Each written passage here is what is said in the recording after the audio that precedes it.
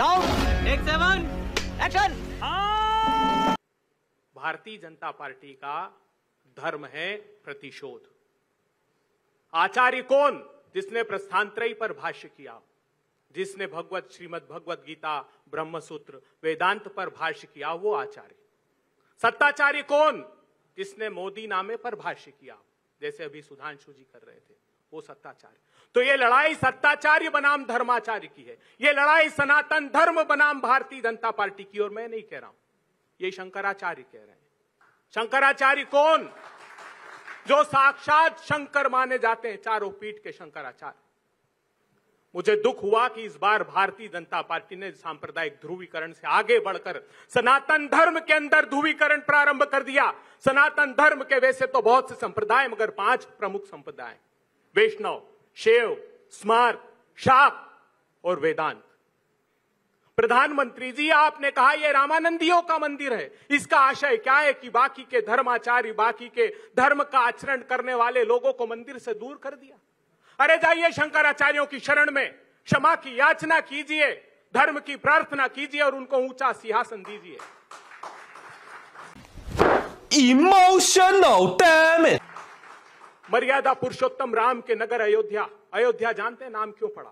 जहां कभी युद्ध ना हुआ हो, जहां कभी वैमनस्य ना आ रहा हो, जहां कभी घृणा ना पलती हो। देहिक देविक भौतिक तापा राम राज नहीं कहु बियापा, सब नर करई परस्पर प्रीति, चलई सर्व धर्म निरत श्रुत नीति। उस वक्त भी धर्म का जो सहअस्तित्व था, उसको भगवान श्री राम के राज्य में स्वीकारा गया था। राम राम क्यों 2 बार राम का नाम लिया जाता है जानते हैं आप? एक वो राम जो वचन की मर्यादा की रक्षार्थ 14 वर्ष तक सत्ता को तज कर अपने वचन को निभाने के लिए चले गए, और एक ये है जो रोज वचन तोड़कर सत्ता का भोग करते हैं। दूसरे राम वो जो अयोध्यापति राजा राम हैं, जो न्याय के प्रतीक हैं। हमको उम्मीद थी कि देश के प्रधानमंत्री जी अंतिम समय तक कम से कम हमारे शंकराचार्यों का अनुनय विनय करके उनको मना लेंगे। शंकराचार्य जाते तो आप जाते? शंकराचार्य जी जाएंगे, हम लोग भी जाएंगे। क्यों नहीं जाते? शंकराचार्य जी ने क्या कहा? ठीक है, उन्होंने कहा कि मंदिर अगर शरीर है तो उनका शिखर, शीश उनका शीश है, और जो मूर्ति स्थापित की जाती वो उसकी आत्मा है।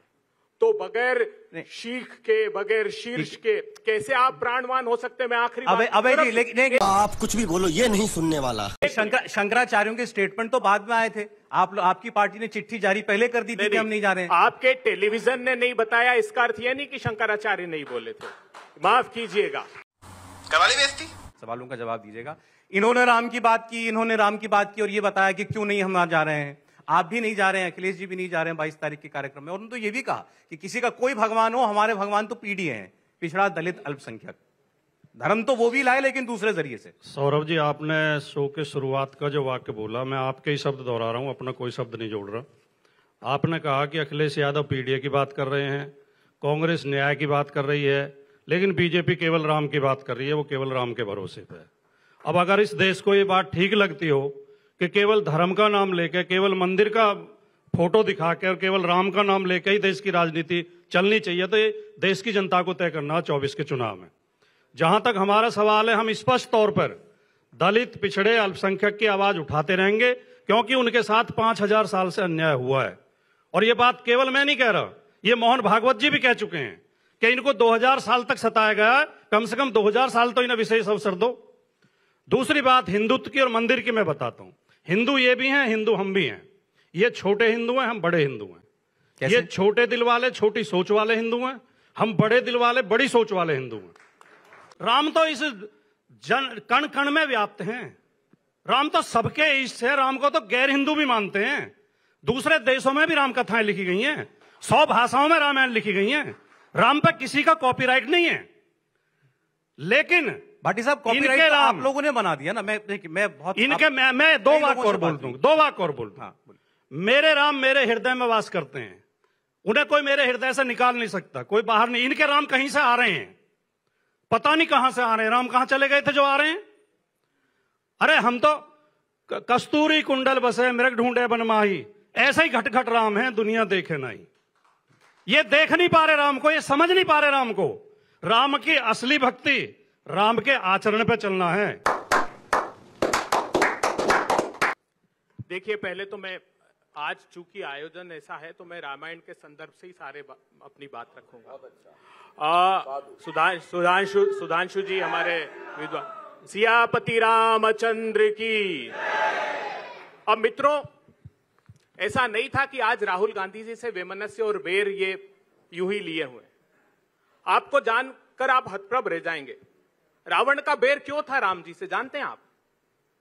हम जब जाएंगे अयोध्या नरेश के पास, दोनों हाथ फैलाकर अयोध्यापति दशरथ के पास जाएंगे और कहेंगे जिस प्रकार विश्वामित्र जी ने उनसे गुहार लगाई थी। विश्वामित्र जी गए थे अयोध्या नरेश के पास और कहा कि मैं दोनों हाथ फैलाकर धनुर्धारी राम और लक्ष्मण को मांग रहा हूं आपसे, क्योंकि जिस पुत्रेष्ठी यज्ञ से आपने इन पुत्रों को प्राप्त किया है, वन में वो यज्ञ संकट में है। वहां सुबाहु, ताड़का, मारीच विघ्न पैदा कर रहे हैं। मर्यादा पुरुषोत्तम राम ने मारीच को 400 कोस दूर फेंक दिया, सुबाहु और ताड़का का वध कर दिया। हम भी जो यज्ञ 2014 के पहले हमने इस देश की प्रगति और समृद्धि का आहूत किया था, उसमें ये विघ्न डाल रहे हैं। इसलिए हम दशरथ से मांगने जाएंगे राम को। आप जानते हैं, ये जानकर रावण ने क्या कहा, जिसने इतने वीरों को मार लिया तो निश्चित ही मैं समझ गया नारायण ने अवतार लिया। जो नारायण अवतारी है तो बैर का नाता जोड़ूंगा। इसीलिए तो उसने मुक्ति के लिए बैर का नाता जोड़ा था। और इस दम्भी और अहंकारी सत्ता ने राहुल जी से बैर का नाता इसलिए जोड़ा है ताकि ये भी इनकी सत्ता की मुक्ति हो रही है। अब आप सुनिए, बहुत बात मैं 3 दिन से सुन रहा हूं। मैं अभिभूत हूं लखनऊ की, इस उत्तर प्रदेश की इस भूमि पर आकर।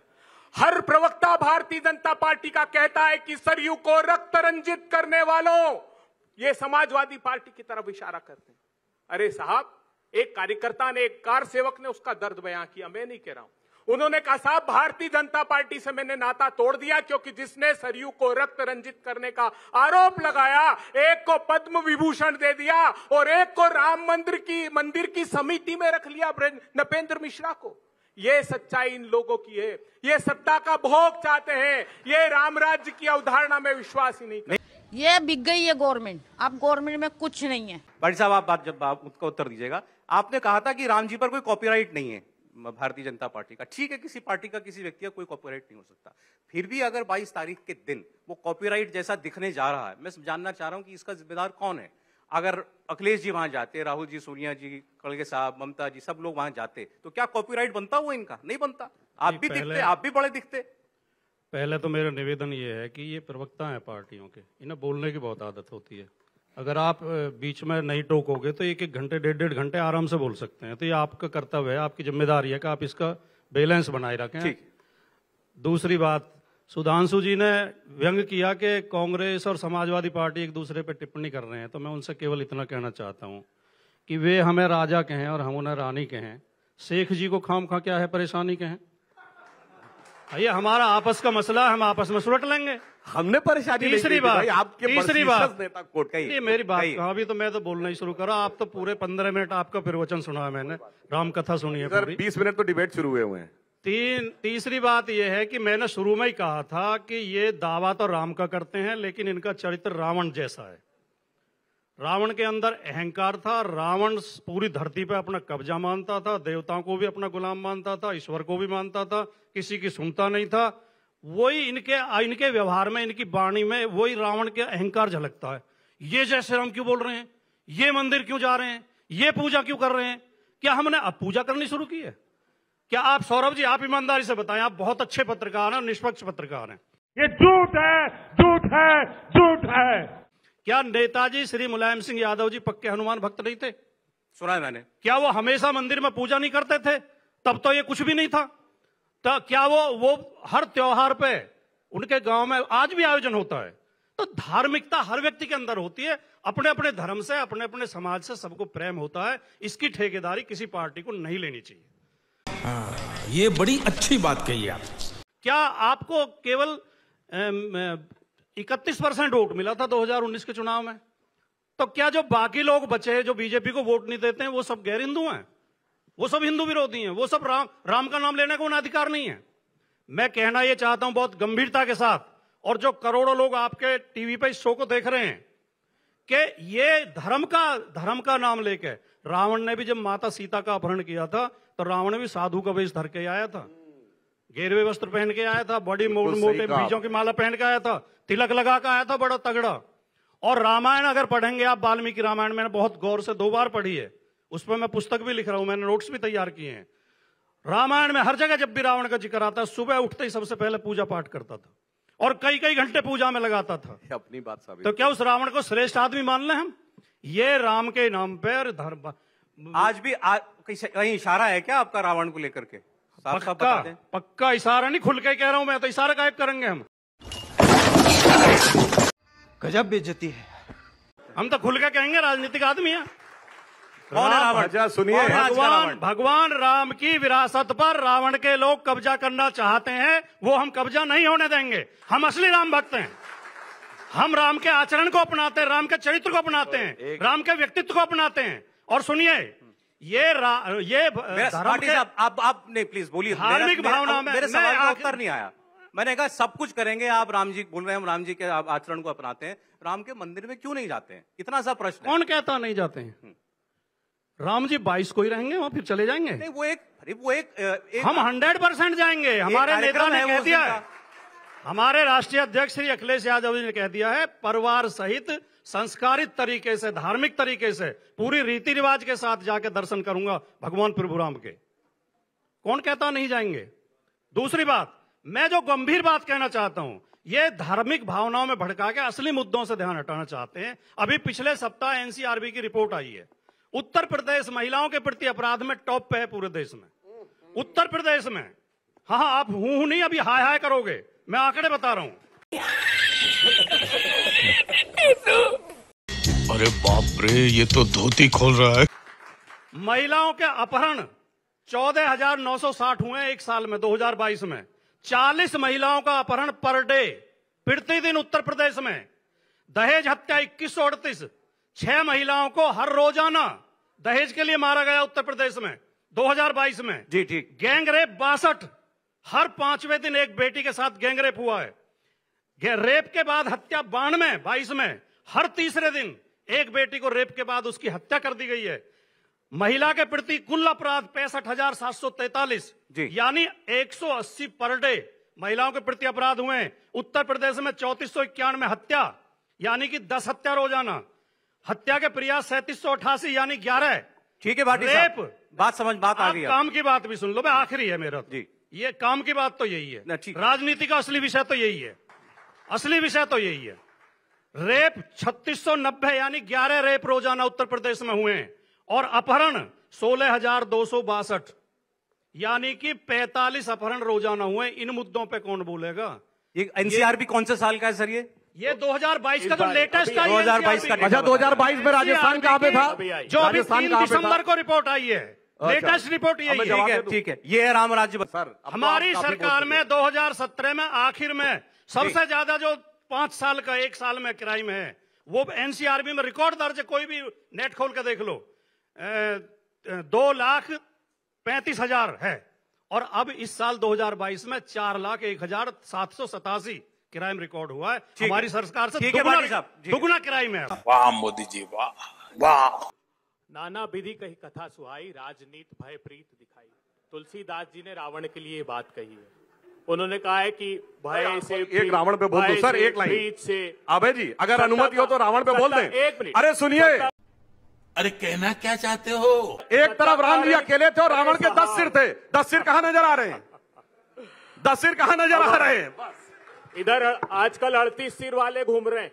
एक दल है जो 38 सिर लगाकर घूम रहे हैं, जिनके 25 का एक भी सांसद नहीं है और 9 ने लोकसभा ही नहीं लड़ा। बस हवा निकल गई। इनके कितने सांसद हैं यूपी में? ईट कहीं का रोड़ा और मोदी जी ने कुनबा जोड़ा। तो अब मैं कहता हूं, तुलसी बाबा ने कहा है, नाना विधि कही कथा सुहाई, राजनीति भय प्रीत दिखाई। राजनीति से, भय से, प्रीत से रावण ने माता सीता का हरण किया, वैसे इन्होंने छद्म वेश धारण करके सत्ता का हरण किया। इनकी फाइलों में गांव का मौसम गुलाबी है, ये आंकड़े फर्जी हैं, ये दावे किताबी हैं। अच्छा, IMF ने आंकड़ा दिया जहां मनमोहन सिंह। अरे सुनिए, अब आप भी सुन लीजिए, प्लीज आप भी सुन लीजिए। IMF ने अभी चेताया। IMF ने कहा कि डेट टू GDP रेशो 81% हो गया है, जो भारतवर्ष के लिए भरा घातक है।